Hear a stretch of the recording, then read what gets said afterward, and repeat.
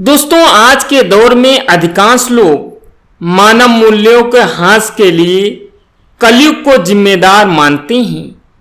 ऐसे में जब कभी भी इस तरह की बातें सामने आती हैं तो लोग कहते हैं कि ये सारा कलयुग का प्रभाव है।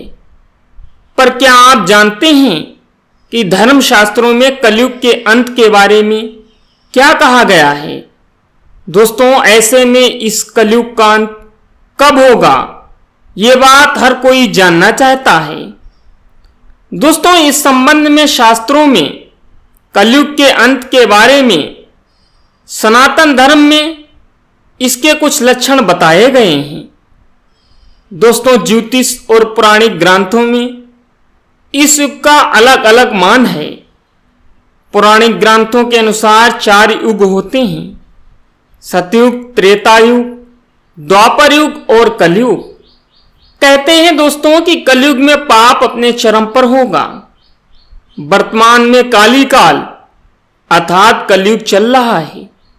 ग्रंथों में इस युग में क्या क्या होगा या क्या क्या घटेगा, ये स्पष्ट लिखा गया है। दोस्तों, इनमें यह भी लिखा गया है कि इस युग में जब कहीं भी प्रलय होगी तो सिर्फ हरि कीर्तन ही उससे मनुष्य जात को बचाएगा। तो आइए दोस्तों, आज के वीडियो में जान लेते हैं पुराणों में कलयुग का व्याख्यान क्या है और कलयुग में हमें सावधान क्यों रहना चाहिए। आइए जान लेते हैं सब विस्तार से।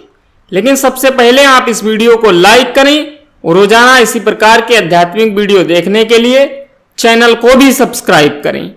चलिए अब शुरू करते हैं वीडियो।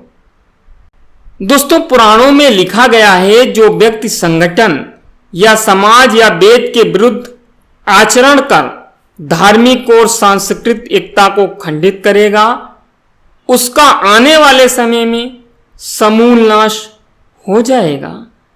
दोस्तों, पुराण के जानकार मानते हैं कि जैसे जैसे कलयुग आगे बढ़ेगा वैसे वैसे भारत की गद्दी पर वेद विरोधी लोगों का शासन होने लगेगा। दोस्तों, ये लोग ऐसे होंगे जो जनता से झूठ बोलेंगे और अपने कुतर्कों द्वारा एक दूसरे की आलोचना करेंगे। और इन लोगों का कोई भी धर्म नहीं होगा, ये सभी विधर्मी होंगे। ये सभी मिलकर भारत को तोड़ेंगे और अंततः भारत को एक अराजक भूमि बनाकर छोड़ देंगे। दोस्तों, भागवत पुराण में लिखा है जब सभी वेदों को छोड़कर मनुष्य संस्कार शून्य हो जाएगा और ऐसे लोग जब सत्ता पर काबिज होंगे, ये सबके सब परले सिरे के झूठे, अधार्मिक और सुलभ दान करने वाले होंगे। दूसरों की स्त्री और धन हथिया लेने में ये सदा उत्सुक रहेंगे। दोस्तों, ना तो इन्हें बढ़ते देर लगेगी और ना ही घटते। इनकी शक्ति और आयु थोड़ी होगी। राजा के वेश में ये मलिच्छा होंगे। दोस्तों, छोटी मोटी बातों को लेकर ही क्रोध के मारे ये लोग आग बबूला हो जाएंगे। ये लूट खसोट कर अपनी प्रजा का खून चूसेंगे। जब ऐसा शासन होगा तो देश की प्रजा में भी वैसा ही स्वभाव, आचरण और भाषण की वृद्धि हो जाएगी। राजा लोग तो उनका शोषण करेंगे ही, वे आपस में भी एक दूसरे को उत्पीड़ित करेंगे और अंततः सबके सब नष्ट हो जाएंगे। दोस्तों, भविष्य पुराण के अनुसार ब्रह्मा जी ने कहा है, हे नारद, भयंकर कलयुग के आने पर मनुष्य के आचरण दुष्ट हो जाएगा और योगी भी दुष्ट चित्त वाले होंगे। संसार में परस्पर विरोध फैल जाएगा और विशेषकर राजाओं में चरित्रहीनता आ जाएगी।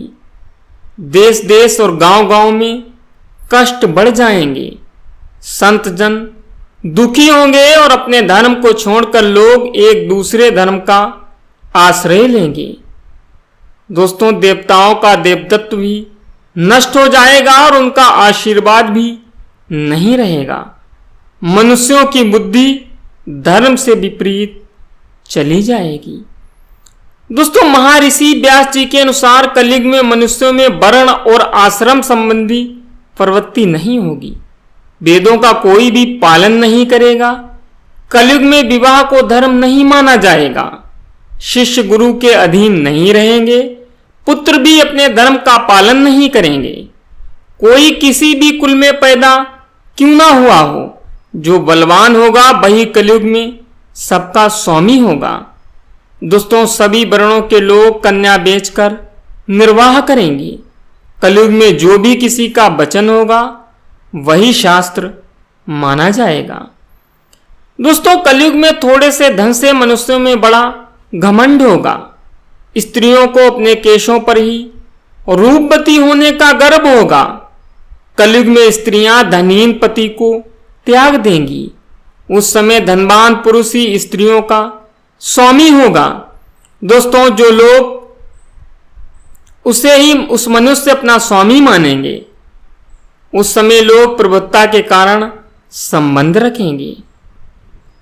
दोस्तों, ध्रुव राशि घर बनाने में ही समाप्त हो जाएंगे। इसमें दान पुण्य के काम नहीं होंगे और बुद्धि धन संग्रह में ही लगी रहेगी। सारा धन उपभोग में ही समाप्त हो जाएगा।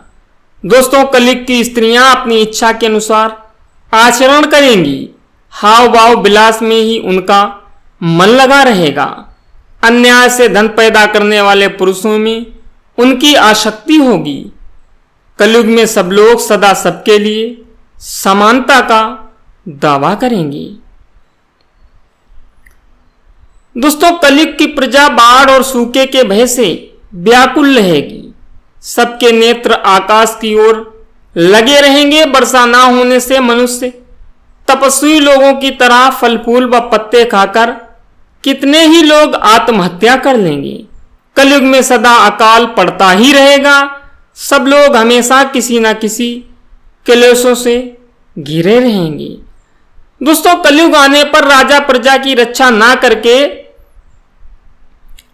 किसी न किसी बहाने प्रजा का धन अपहरण करेंगे। अधम मनुष्य संस्कारहीन होते हुए भी पाखंड का सहारा लेकर लोगों को ठगने का काम करेंगे। उस समय पाखंड की अधिकता और अधर्म की वृद्धि होने से लोगों की आयु कम होती चली जाएगी। दोस्तों, श्री भागवत गीता के 2 स्कंद में कलयुग के धर्म के अंतर्गत श्री सुखदेव जी परीक्षित जी से कहते हैं, ज्यों ज्यों घोर कलयुग आता जाएगा त्यों त्यों उत्तरोत्तर धर्म, सत्य, पवित्रता, क्षमा, दया, आयु, बल और स्मरण शक्ति का लोप होता जाएगा। दोस्तों, कलयुग के अंत के समय बड़े भयंकर युद्ध होंगे। भारी वर्षा होगी। प्रचंड आंधी और जोरों की गर्मी पड़ेगी। लोग खेती काट लेंगे, कपड़े चुरा लेंगे, पानी पीने का सामान और पेटियां भी चुरा ले जाएंगे। चोर अपने ही जैसे चोरों की संपत्ति चुराने लगेंगे। हत्यारों की भी हत्या होने लगेगी। लोगों की आयु भी कम होती जाएगी। दोस्तों, कलयुग के 5000 साल बाद गंगा नदी सूख जाएगी और पुनः बैकुंठ धाम लौट जाएगी।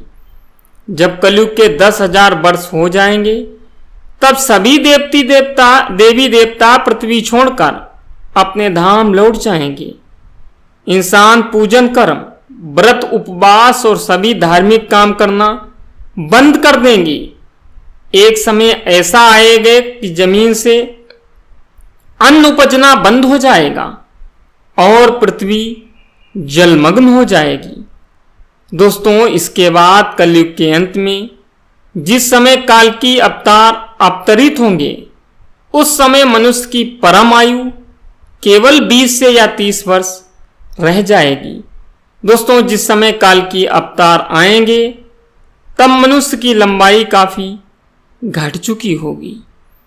तो दोस्तों, ये था आज का हमारा वीडियो जिसमें हमने आपको बताया कि कलयुग के अंत आते आते कौन से लक्षण दिखाई देंगे। जानकारी पसंद आई हो तो इसे लाइक करें। मैं मिलता हूं अगले वीडियो में किसी नई जानकारी के साथ। तब तक के लिए जय हिंद।